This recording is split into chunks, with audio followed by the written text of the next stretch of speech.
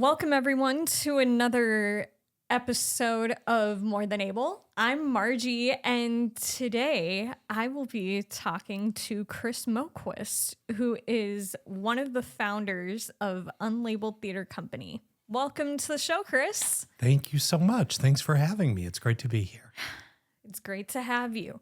So I like to start off my episodes with a fun icebreaker called Would You Rather? You ready? I'm ready. Okay. Question number 1. Would you rather live without the internet or live without air conditioning and heating? Oh, I can absolutely do without the internet, but if I'm like too hot or too cold, game over. Oh my gosh, me too. Especially like with Minnesota. It's like it'll either get really, really cold or really, really hot. I can especially deal with I could probably even maybe deal with no heat because you can always put more stuff on. Right. The air conditioning here in the Right. summer, there's only so much I'm willing to take off. So Yes. there's a limit. Yes. Okay, second would you rather question. Would you rather have a completely automated home or a self-driving car? That is a really good question. I think I would probably if I was confident that it worked right, I would love a self-driving car where I wouldn't have to worry about other crazy drivers. Oh yeah. But I think that I would be so worried that it wouldn't work right that I think I'd probably have to go, okay, I'll take the home because worst case I can like go unplug the washing machine. Right. If it starts going crazy. But so if everything worked great, I would love not to have to worry about crazy drivers on the road. Oh, me too. Me too. So thanks for playing. Now, let's get to know your story. So, what is Unlabeled Theatre Company and what is your role? So Unlabeled Theatre Company is a relatively new nonprofit organization, and we provide performing arts opportunities as well as educational classes for adults 18 plus who have disabilities across the disability spectrum. And my role, I was the founder and I'm the executive director of the nonprofit. And we started because our daughters were very fortunate to have gone to high school at Edina High School, where there was this amazing and unique theater program called Theater for All. And it was a unified theater class that they were able to take each semester. And the two teachers who started that class about now more than a decade ago, I was so amazed when our daughters took this class for the first time. And I remember when they were just new to the high school, I said, "This is so amazing. What's like this after they graduate?" And they both looked at me and said, "There's nothing." And I said, somebody should do this. This is really cool. This is really important. This is really life-changing. And they made kind of a laughing comment like, "That sounds great. Like you do that and you let us know." And here we are now, probably almost 8 years, seven years later. And that's kind of exactly what we did. Wow. So you kind of already mentioned this, but can you talk a little bit more about how you got involved? So I had seen my daughters were in multiple Theater for All shows while they were at Edina. And I just thought that the model was so cool. And I knew both of our daughters have disabilities resulting from an extremely premature birth. They were born at 23 weeks, 2 days gestation, and they weighed 1 pound each. Oh my goodness. When they were born, they spent 4 months in the NICU here in Minneapolis Children's. And from that year, they were 2 of about 70 babies born that early globally who lived. So they're, people talk about them being miracles. And if you look at the kind of the statistics and the numbers, they really are. And we were really fortunate that we have a spot like Minneapolis Children's Hospital here. So, being born that early, being born that small, your entire being is not supposed to be out in this world for quite some time. And so your brain has to make all these connections, and that for them led to, a series of disabilities. And so our daughters were able to take advantage of this amazing program at the high school, and I could see what it did for them in their self-confidence, in their ability to communicate, in their ability to have really amazing relationships with other students. But the really cool thing that I noticed, and in talking to other parents too, was the shadow partners, their general education peers who created the roles with the students with disabilities. Their lives were changed. What they wanted to study in school, for a lot of them, changed. Some of those students actually kind of took the class accidentally. Like, they didn't really know what they were signing up for. Some of them took it and thought it was a different class than they thought it was. And then they were like, oh my gosh, I don't want to be here. I don't want to do this. I want to drop this. And what happened with almost all of those students is they were dramatically changed from really getting to know other students who they have been around for their whole educational career, for their whole lives, but they never really had the chance to get to know them.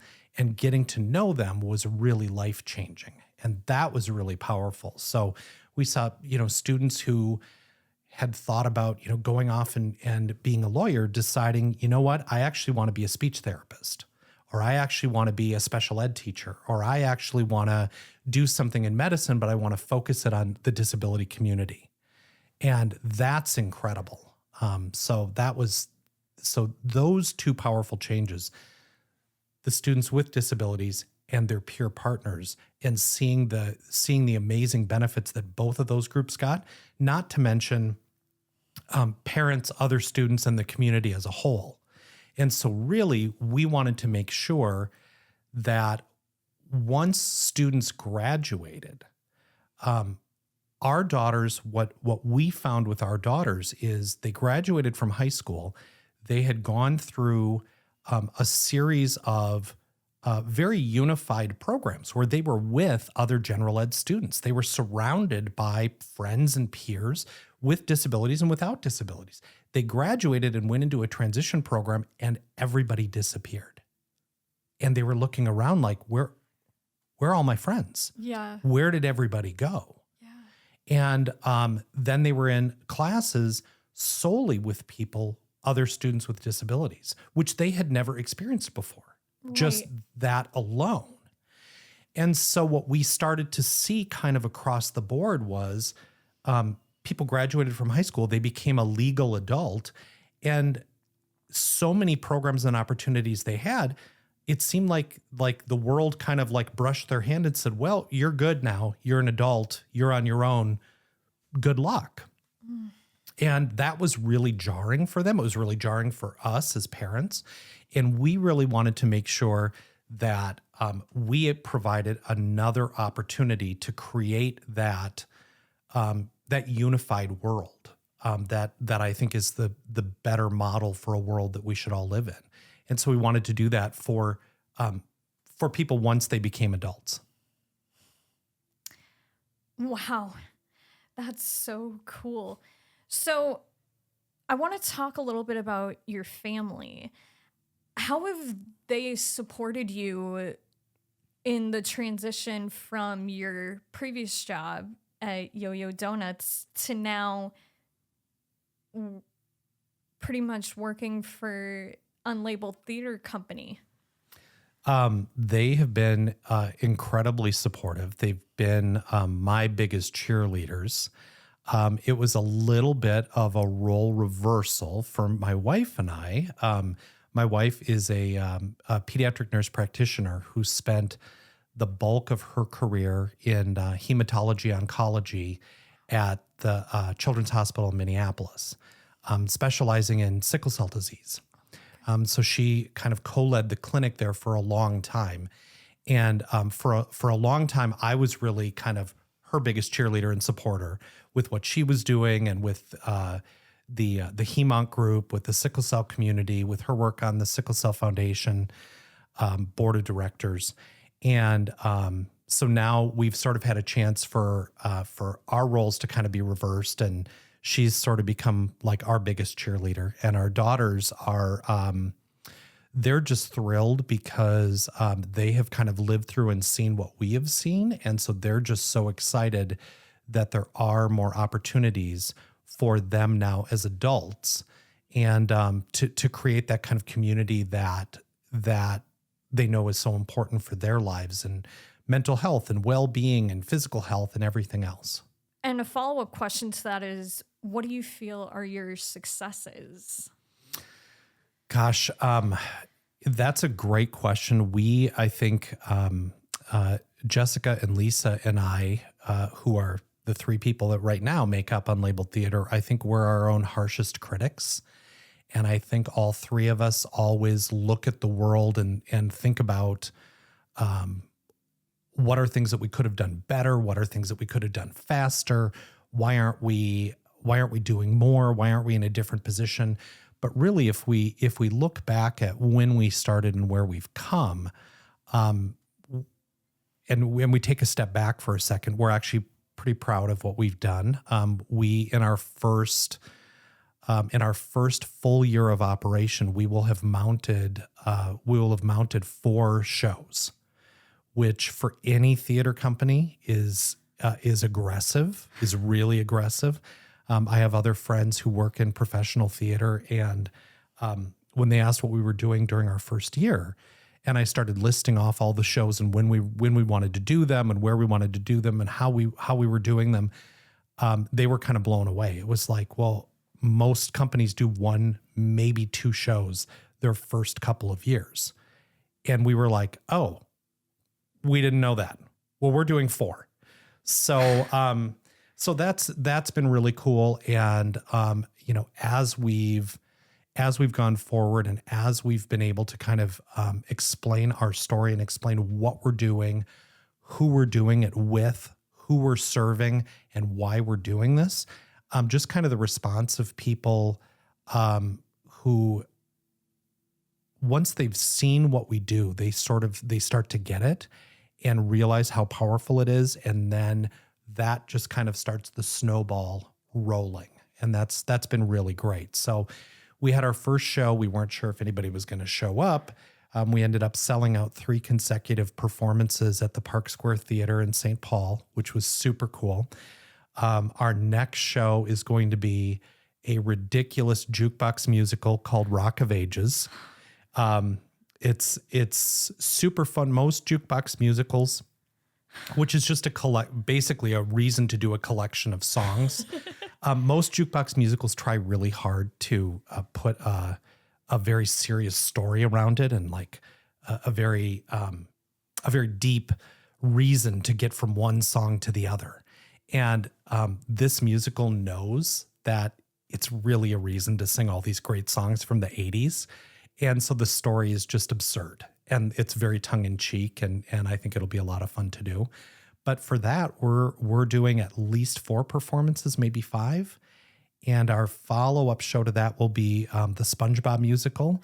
And for that, we're actually extending it to 2 weekends. So we're doing, I think, 6 or 7 shows, all at Park Square Theater in St. Paul. So that I think is probably the stuff that we're most proud of, is just being able to mount this many shows and this many performances and reach as many people as we're reaching.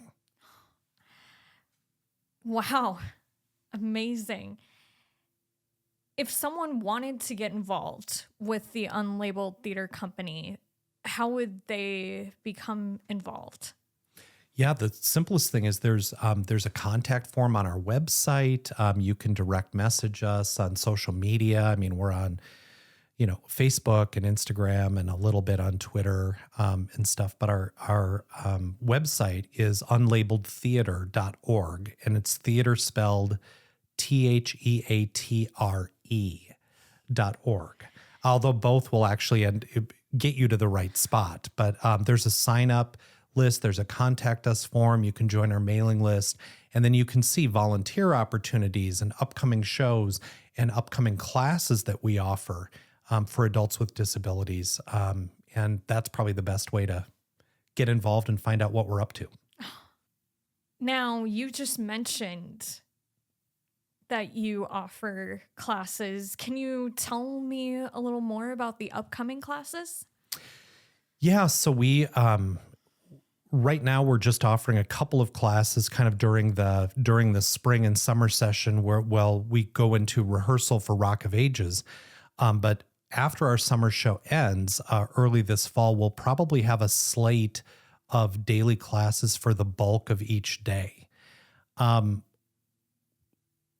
Jess and Lisa, my two partners in this, each of them taught for more than 20 years. Lisa specifically in the special ed department in teaching students with disabilities. And with all of that experience and all of her work in Special Olympics and the disability community across the board, she saw firsthand and experienced what students with disabilities are taught and what students with disabilities are not taught. And what we have found is because of the way most of our schools look at students with disabilities and what students or what faculty and administrators are comfortable teaching students with disabilities, it leaves pretty significant gaps, especially once those students become legal adults. And not having had education in some of these key areas can really cause problems when you become a legal adult. Mm-hmm. And it's simple things. It's things like being effective in accessing the community. That's a skill that most schools really have a hard time teaching. It's things like if you're living on your own or living with a roommate, how do you effectively shop, meal prep, and cook for one or two people in a way that's not overwhelming and doesn't take you 2 hours every single meal? Because what happens is it gets so overwhelming and you're like, I don't have time for this. And what do? You leave the food in the fridge, you stop at Subway, you go to McDonald's, you sit on the couch and you eat meal after meal after meal of really not very healthy food. So how do you do that in a way that makes it easy for your life, makes it easy for your disability, using the right tools, techniques, and prepping, but then you have stuff that you can pull out and eat that's really healthy for you. And especially, and Lisa saw this a lot in her work at the high school, all of the questions around relationships. And those are both issues around friend relationships. How do you deal with friends? How do you deal with problems in friendships? Mm-hmm. Romantic relationships. What do you do if you like someone? How do you express that to them? What if they reciprocate that? What if they don't? How do you deal with that in a healthy, appropriate way? And how do you deal with all of those very tangled social issues that get tied up in relationships? And when you're not taught that, and when you don't have a chance to kind of practice that, it becomes very difficult as you become an adult, and those relationships, the stakes get higher. Wow. Sign me up for that. There's some really cool classes, and Lisa has developed a really, really powerful curriculum that is super engaging. We find a lot of classes for adults with disabilities end up being they're not very active. They're not very participatory. All of our classes are very, very active because we know that that's just the way people learn the best. Right. We learn by discussing, we learn by doing, we learn by getting out and moving around and doing things, getting out into the community, not just talking about getting out into the community. Yes. So it's really, really a cool slate of classes that we have coming up. I want to be a little bit funny for a second. Can you please share one of the funniest bloopers that's happened on stage so far? Oh, gosh. I have to think if it was in a show or it was probably in rehearsal. Okay. Yeah, that works too. We had a couple of times in rehearsal that we had a couple of people who were playing multiple roles. And one of the roles was the young actor who played our Fiona was, so for part of the show, Fiona is the beautiful princess, but for part of the show at night, she turns back into the ogre because of the spell. Right. And there's a whole huge change about her going from her normal princess hair to the green hair and the ogre ears and all that kind of stuff. The big body. And it was a lot of like really quick changes and on and off and on and off. And when we moved over to the Park Square Theater, thankfully this didn't happen in a show with an audience there. The space backstage got a little bit tight and there were a lot of people like running off and on to the wings. And it was tighter than the way we had rehearsed it. Oh, no. There was just not a lot of space. And so there were too many people going on and off. And for her, she was basically being blocked by people to get back to the prop table to put on the wig. And then the person who we had helping with wigs and helping with costumes, something else was happening with someone else's costume. And she just like literally had to turn around and like fight her way back through the crowd on stage. And it was kind of like, I think she's supposed to be wearing a wig right now. I think she's supposed to be Fiona the ogre, but we're just going to play along. And, oh my goodness. And so everybody was kind of looking at each other like, I think she's supposed to have green hair right now, right? Right? She is, right? Oh no. And so that was probably the funniest, worst thing. And then, but the beautiful thing is that made us try to figure out, basically pathways for everybody coming and going. Yeah. So we didn't have roadblocks on the side of the stages. That's important. So what are your plans for the future of the company? So one of the plans that we have is the first few shows that we've done have been sort of, Broadway musicals, and those are great. They're super fun. They're really fun for people to come see. I think as we go forward, we're going to do more of a mix of musicals as well as some smaller, what they call straight plays, so non-musicals. And we actually have a play that we have the rights to that I think we're going to be performing. I believe it's April of 2025. It's a play that was written in the UK for 4 characters, and it's called Jellyfish. And it's a really cool show. It's about a young woman who has Down syndrome, and she's very close to her mom. And this young woman, she's probably 25 in the script, develops a romantic relationship with a young man who does not have a disability. Wow. And what that brings forward in the play is all of these issues about parents' love for their children, parents' protection of their children,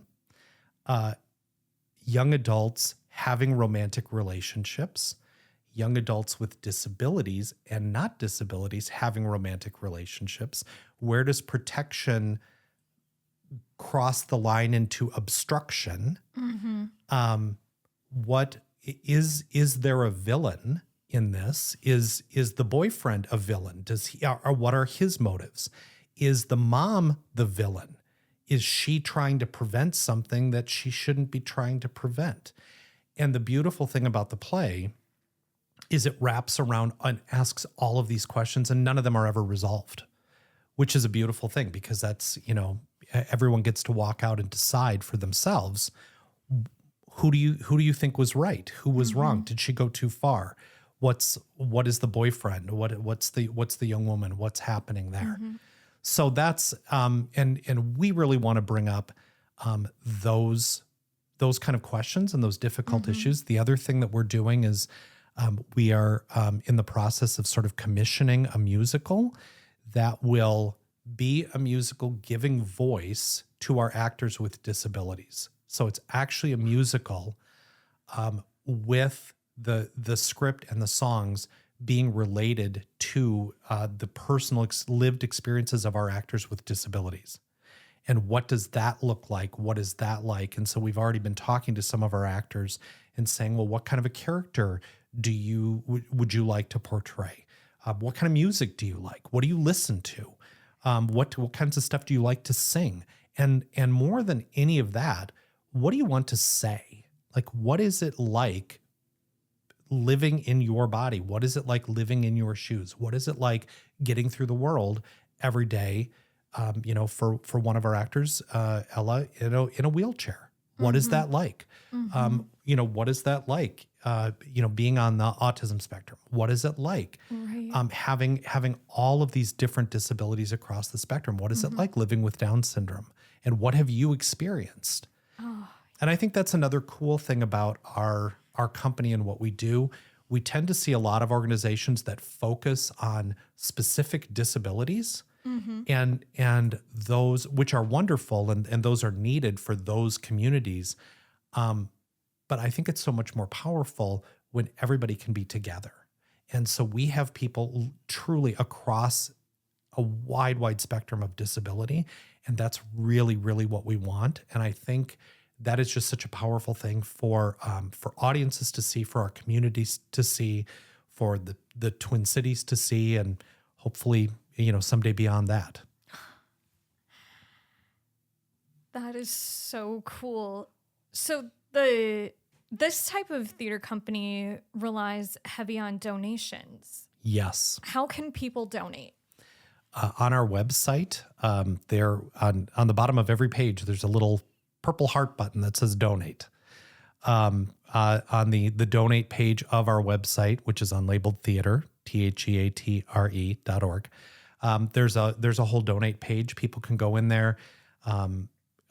If they want to do credit card, if they want to mail a paper check, some people still do that. There's an address to mail a paper check to if you're very old school, but you can use PayPal or Venmo or a credit card. There's lots of different ways to do it. And we are so thankful for everybody who does that. The challenging thing that not a lot of people know about starting a new nonprofit is there are grants and foundations and things that are interested in supporting nonprofits and that will support nonprofits. The rules that most of them have is you have to be operating for 2 years before you become eligible for their grants. Wow. Which is a really interesting situation to be in, because at some point there's a lot of stuff to pay for. Theater is not an inexpensive activity. Doing these classes is not an inexpensive activity. Even with the 2 staff members we have, paying staff members is not inexpensive. And so we really need people to kind of come along, especially in the first couple years, and be generous and support us so that we can get to the point where we can have access to some of these grants and funds. Good to know.